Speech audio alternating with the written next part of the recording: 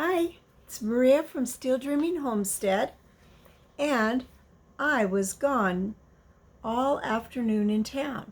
So I'm at a super late start reading this. In fact, it's 2 o'clock in the morning when I'm recording this one.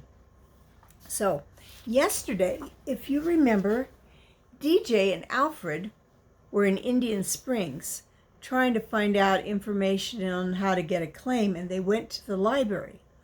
While they were at the library, DJ heard the voice that he'd heard threatening them, him and Alfred, when they were up on the ridge when they found the mine. So they got out of that library quick. Let's see what happens now. This is chapter 7, Sharp Words Between Friends. DJ held his breath as the two older women came through the front door of the library. The boy anxiously looked behind the women, but nobody else came out the door.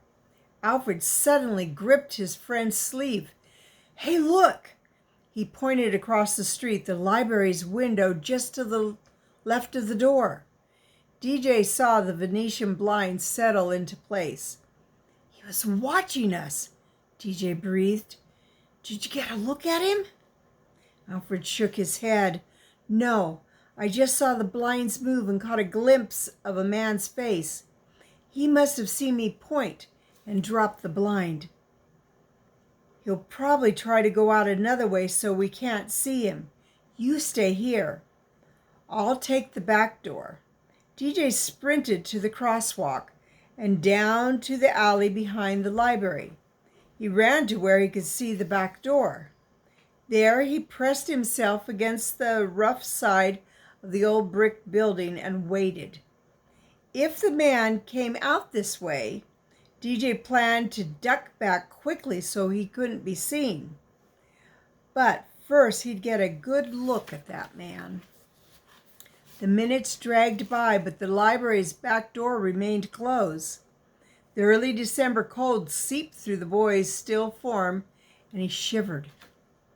He stared at the library door till tiny flecks of light seemed to dance in the air, but nobody came out. A hand touched DJ's shoulder from behind. He spun, automatically crouching and bringing up his hands to defend himself. "Alfred, you scared me half to death." "You scared me too when you didn't come back. I finally went inside to check every aisle. He's not there, DJ." "I'd sure like to know who he is." DJ was highly frustrated, but his friend was not so concerned. Alfred shrugged. "Oh well, guess we better hurry to the forestry department before we have to meet our dads." The boys zigzagged across town, alternately jogging and walking. They came to a long, low, one-story green building near the edge of town. DJ led the way to the front door under the sign, U.S. Department of Forestry. Crazy dog.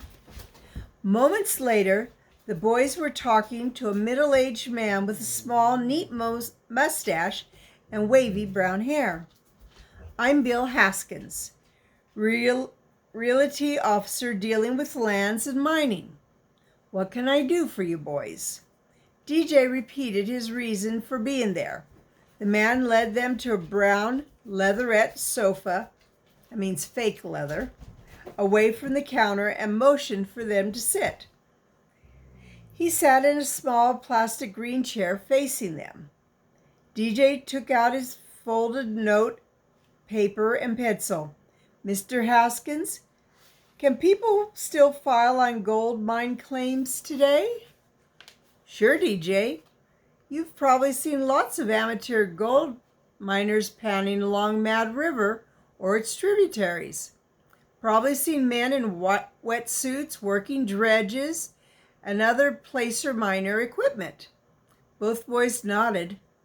Such scenes were fairly common in the foothills of the Mother Lode County around Indian Springs. Such mining was rarer 1,500 feet higher where DJ and Alfred lived. Well, boys, today gold mining is more scientific, of course. It's usually done in 3 stages: prospecting, exploration, and development. As DJ's pencil skimmed along his notepad, Alfred asked, "Prospecting means looking for gold, I guess. What are the other 2? Exploration means what you do after finding color. You know, gold flakes in the pan or dredge, which is used to recover the gold." "What about a mine?" Alfred asked impulsively. DJ stopped writing and gave his friend a warning look. Mr. Haskins didn't seem to notice. Expensive hard rock mining is much rarer than placer mining, of course, but there are definite steps a hard rock miner would have to take. "Such as?" DJ prompted. "See that map over there on the wall?" Both boys' eyes followed the man's pointing finger. "That's color-coded to show who owns the land. Green is ours, forestry land. We're under the U.S. Department of Agriculture. Yellow is controlled by the Bureau of Land Management. White is private, pink is military, and blue is either water, like lakes, or state-owned. So the first thing someone has to do when filing a claim is to determine who owns the land." Alfred got up and approached the map. He stood very close to it, with his thick glasses and nose almost against the paper. DJ turned to Mr. Haskins. "You saying it's hard to file a gold claim?" "No, not really. Excuse me. There are just steps one has to take, like seeing the county recorder, filing a notice of intent, and if it's a big operation, like a deep rock mine, a plan of operation must be filed." DJ felt discouragement at all that was involved. He looked up as Alfred came back and sat down. Alfred whispered, "Yellow." Even though the word was spoken softly, Mr. Haskins caught it. "If you're interested in a claim on BLM land, you'd have to go to their office in Sacramento." DJ felt his discouragement rising, so he heard only snatches of what Mr. Haskins was saying. "File a legal description. Stake the claim. See how much value there is. Maybe hire a geologist to advise. Take samples by drilling. Have it assayed. Say zero in on the best location. Then zero in on the best location. After exploration comes the development. The claimant could try working the claim himself, but he'd need to crush it if it's hard rock, and find a way to reclaim the ore. Or he could sell shares or even sell outright to a bigger company, because it takes knowledge, money, and equipment to develop a claim." DJ shook his head. All that was impossible. He made a few more notes to be polite, then thanked Mr. Haskins and left with Alfred. Heading back to downtown Indian Springs, DJ cried out, "There's no way I can do all those things. It'll take tons of money." Alfred pushed his thick glasses up with his gloved right thumb. "You know, DJ, we still don't have this thing straightened out. Something's very mixed up." "You mean because I found surface or placer gold nuggets where there's a hard rock mine? From what we've learned, that isn't logical. Those 2 kinds of gold just aren't found together." "Then what does it mean, DJ? Kids at school call you the brain, so why don't you tell me?" "You know I hate that name, DJ." I don't mean it the way they do, Alfred, but I'm stumped, and unless you can figure it out, there's only one thing we can do. Alfred shook his head. If you're thinking of going back up there, remember what that guy said when he fired that bolt at us? It's the only way, Alfred, and it's worth the risk. Alfred groaned. Oh, DJ. We've got no choice, Alfred. Our fathers are out of work. It's nearly Christmas, and the only thing I've got going is this mine. Alfred mused. Even if the guy with the dart doesn't get us, the mine might. You heard what Mr. Curson said about those terrible things that happen to people who enter the mine? Just stories, Alfred. Wild stories told by a crazy old prospector to scare people away from his claim. Alfred sagged against a lamp post. Maybe not. Suppose we get up there and something terrible happens to us. Nothing'll happen, DJ scoffed. His friend sadly shook his head.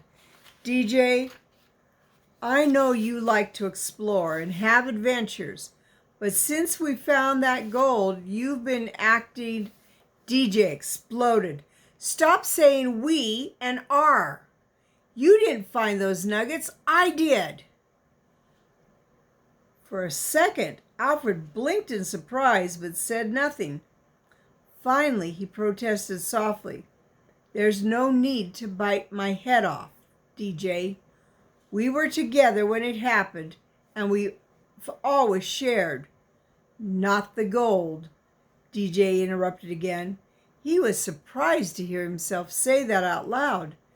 Alfred said softly, I see. It's okay for me to take the risk with you, but not to share in the gold, DJ. That's not like you. DJ took a short breath to gain control of his emotions. I'm sorry, Alfred. It's just that things are getting so mixed up, I don't know what to think. Except you're thinking that maybe those 2 nuggets are all we're going to find. I said, stop saying... DJ caught himself and snapped his mouth shut so hard that his teeth clicked. Alfred looked at DJ a long time without saying anything. Then he walked silently up the street. DJ called, Where are you going? Alfred didn't stop or turn around. To try to find my best friend. I haven't seen him in a while. Wow. So that's the end of chapter 7. That was quite an argument. It's hard when best friends get upset with each other. But usually, if we're best friends, because we love each other, we find a way to make up. Because best friends can be very much like family. Well, this is Maria from Still Dreaming Homestead. I want to pray blessings on you and yours, in your house, out of your house, in the day and the night. Whatever you do, keep dreaming and keep a story in your heart. All right. Bye-bye till tomorrow.